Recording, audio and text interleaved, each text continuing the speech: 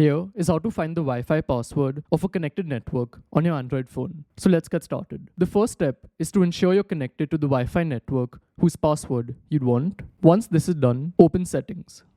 So here I've come to Settings, and now based on the phone which you have, this page may look a bit different, but the next step is to go to the Wi-Fi page. So if you can't find it, just search for it on top, but on Samsung phones, just click on Connections and then click on Wi-Fi. Once you've reached this page, you'll see the Wi-Fi network that you're connected to, and the next step is to click on Settings. Again, this may be different based on your phone, so if you don't have the Settings button, you can just click on the Wi-Fi network.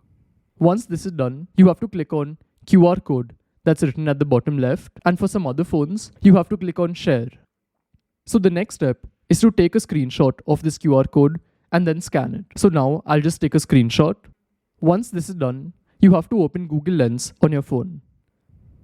So this is the app, and if you don't have it installed, you can install it from the Play Store. Then here, just click on the image that's at the bottom left, and now just select the screenshot that you took. It was this one, and you can see all the information has come. We've gotten the network name and password. So this is how it works, and I'll see you in the next one. Goodbye.